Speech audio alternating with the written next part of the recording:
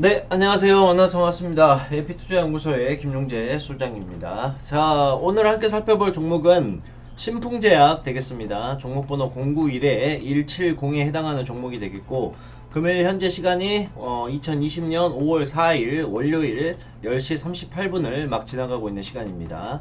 자, 코로나19 관련된 테마 종목 중에 하나죠. 코로나19를 치료하기 위한 후보 물질 중에 이제 피라믹스에 관련된 종목이 되겠는데, 자, 일단 시장에서 지금 유명한 치료 후보 물질들을 몇 가지 언급을 해보자 그런다면, 첫 번째로 이제 렘데시비르 관련된 파미셀이 있고요.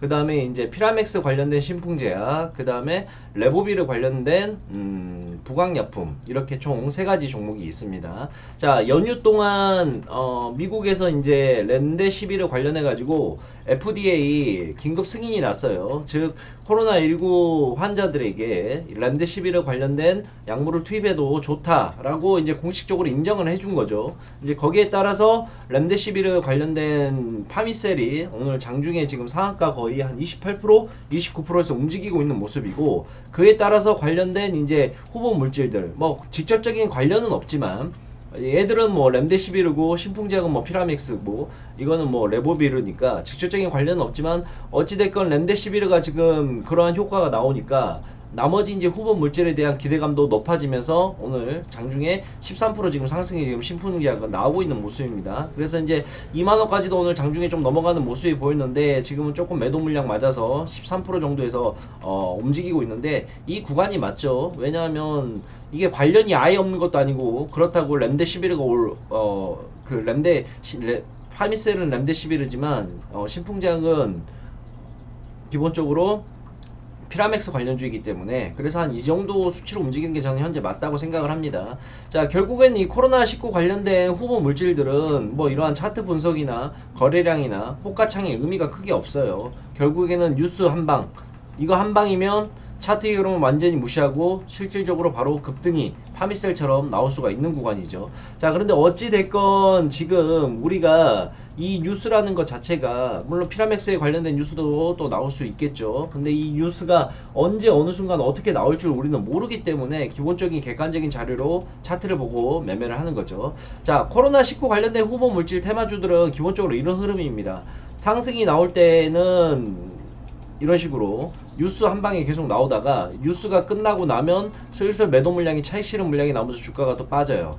그러고 빠지고 있다가 뉴스 한 방에 다시 나오게 되면 상승, 다시 매도 물량, 뉴스 한 방에 상승. 보통 이런 흐름으로 지금 움직이고 있어요, 기본적으로. 그래서 우리가 어느 정도 고점이 되게 되면 좀 매도 전략을 취해야 되고, 뉴스 나온 이후에는 매도 전략을 취하고, 이런 식으로 가져가는 게 맞습니다. 자, 어찌됐건 신풍제약은 차트만 놓고 보자 그런다면 흐름 자체는 지금 나쁘지 않습니다. 왜냐하면 아직 기대감이 있기 때문이에요. 주가가 안 빠지는 거는 기대감이 있어서입니다. 이 기대감이란 건 뭐냐, 코로나19 사태가 지금 우리나라에서는 뭐 거의 다 이제 종식되는 분위기지만, 저기 외국은 사정이 달라요. 미국도 그렇고 브라질도 그렇고 가까운 나라 일본만 본다 하더라도 코로나19 환자들이 계속해서 급증이 나오고 있고 사망자 숫자가 떨어지지가 않고 있기 때문에 코로나19 사태는 아직 전 세계적인 이슈를 몰고 다니고 있는 게 맞습니다. 우리나라만 조금씩 이제 떨어지면서 종식되는 분위기고요.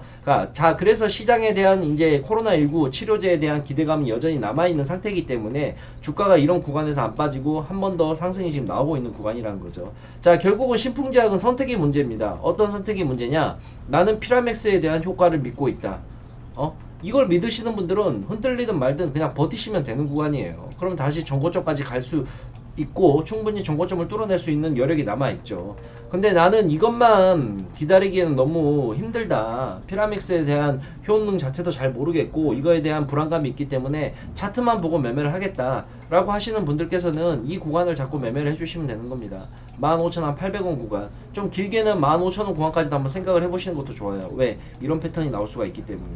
그래서 15,000원 구간까지 생각을 하시고 매매를 좀 해주시면 되겠고, 현재 구간에서 뭐 매수를 하겠다, 신규 매수를 하겠다 라고 하시는 분들은 간단합니다.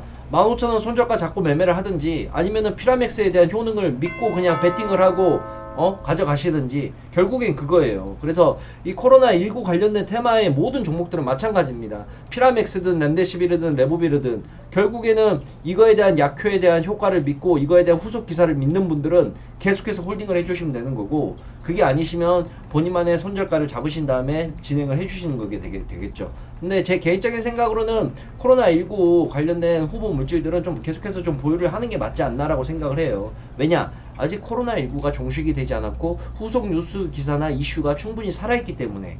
이해 가시죠? 그게 이제 개인적인 생각이니까 이 내용 참고하시면서 신풍제약은 매매를 한번 해보시길 바랍니다.